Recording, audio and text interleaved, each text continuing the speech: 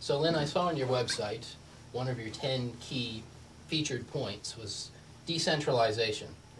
The idea being that centralized power is bad, centralized wealth is bad, local control of your own government is good, and I would agree with all of that stuff, definitely. Do you think that Maine should have the right to be its own sovereign state, and are you a strong supporter of the 10th Amendment? Well, I'm a supporter of all the amendments. Let's put it that way. I am not a support, you know, there's some activists up here and many more in Vermont who talk a succession rap, you know, and oh, we need to secede and so on. I think there's certainly a place for a central federal government, just like there's certainly a place for a central state government.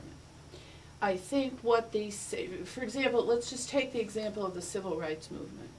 If we had relied on states' government, I think we'd still be back in the 50s vis-a-vis civil rights, because judges and law enforcement authorities at that time, and to much of an extent currently, are the good old boys, and they want the status quo to remain. And in order to effect change in the civil rights tenor of this country, we needed the federal courts. Many states, judges are elected, and so they're on the ballot every 4 years, which I think is fabulous. I'd much rather see that in this state. Absolutely. I'd love to see our Attorney General elected and not appointed by her or his colleagues. I think the role of central government on the federal and state level is to provide our basic human rights, our basic civil rights, the environmental protection we need, because the water and the air doesn't stop at the geographic, you know, political boundaries, rights determined by gender, by sexual orientation. You know, you need to not have that differ from state to state and from municipality to municipality. We need to guarantee a free, appropriate public education for every child. I think we should guarantee a free college education for every child. Do you think that No Child Left Behind has been a good No, program? I think No Child Left Behind is a disaster. And I think, you know, you don't have to be on the right or the left or the middle to think that that's been a disaster. I think top-down regulation of our educational system is a disaster. I think what we need to do centrally is guarantee the right, and then we need to let the people who know the kids and the community the best go to it. I was very vocal against school consolidation. The Green Party endorsed the repeal of school consolidation and worked hard to collect signatures and stuff. We made a lot of great allies on the sort of the right, you know, we're sitting in this. Madison, the town of Madison, Yep. Our district has not consolidated, so Yep. as governor, would you help us avoid a penalty for Definitely. that? I think one of the most mean-spirited things I have ever heard of in government was penalizing towns, school districts, who refused to, who either can't because they can't find a partner, a consolidation partner, or won't because, as my neighbor, Trenton, their property taxes will increase by $500,000 if they consolidate with either Mount Desert Island or Ellsworth. And the same with Lemoyne, my two neighboring communities. So this was passed with no public input. It was passed in the dark of night. It was forced on people. Towns had to put huge amounts of energy and time and money into it. The majority of the towns in Washington County, for example, have just said, we're not doing this. So they're facing these big penalties, and they're going to refuse to pay. They're going to commit civil duty. They're excited about this. They're like, all right, they send us the bill, we can burn it, just like those hippies burn their draft cards. Well, it's good to hear that their spirit of resistance is alive and well in that town. There has to be, that's the whole county practically, of, you know, Senator Ray, who's a Republican senator for most of Washington County, was one of the leaders against the school consolidation thing. The people in the urban areas, in Lewiston, Bangor, and Portland, didn't understand it because A, they're exempt, And B, they don't understand rural life and the needs of rural communities and how rural communities run their towns. They're top down. You know, they have their typical urban area, smaller than most in the country, but they're top down, you know, the mayor and the council, and here we have, you know, a lot of schools and one superintendent, and, you know, and things are very hierarchical. Even on Mount Desert Island, we consolidated over 20 years ago when we built our new high school. And we have 4 towns and 3 islands, and there's a formula, and you pay into the high school, but every one of those towns still has their own elementary school.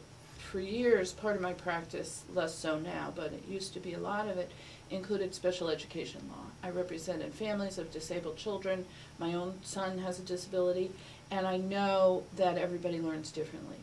And I'm in favor of charter schools, for example. And that said, I think we need, if somebody or somebody's parents wants them to learn, you know, to have your traditional Latin education, you know, the sort of education I had with nuns in a Catholic school, make it okay for them to cross municipal boundaries and go to another school. You know, give them some sort of school choice. Create some schools that are perceived as magnet schools, that they have a certain philosophy and a certain methodology and a certain class size, bigger or smaller, and maybe they have sports, maybe they have drama, and let the families choose where they want their kids to go. So increased choice for parents as far as where their children would go? Yeah. Great. Going back to the states' rights, clearly you wouldn't be in favor of Maine threatening to secede from the Union. I think very few people would go that far with it. But do you believe that states have the right to nullify certain laws that might be handed down from the federal government? I do. And I come at this from, well, I believe that states have the option to do that philosophically. How this works in the real world, I don't know. I also believe that the people have the right to nullify certain laws. So I'll tell you how this works for me with 2 examples. In terms of federal law, you know, we have marijuana is still a scheduled drug, still illegal under federal law. They're still busting, although rarely in Maine, but certainly in California, dispensaries and growers and so on. Although this current federal attorney general says they're not going to do that anymore. We never set up a system for safe delivery of the medication. And the law that recently passed, and the legislature didn't pass it, we took it to the legislature and they were not going to touch this. This passed by, I don't know, 59, 60%. The people's vote. It got a huge vote. Now they're in a quandary from the Attorney General on down, and law enforcement said, well, we want a list of every medical marijuana patient. Well, I think they put the lid on that, other members of the task force putting this together. But there's real resistance here to honoring the will of the people. We voted on this, and it wasn't just a bunch of young drug users, or old drug users for that matter, with the numbers that this got. And so I think we need to proceed as a state, and if they do not honor, if the AG and her people do not honor this, then we need to make sure something is done about that. The Maine people have spoken twice, Yep. overwhelmingly, as you mentioned, that leave the medicinal marijuana users alone and make it easier for them to get their medicine.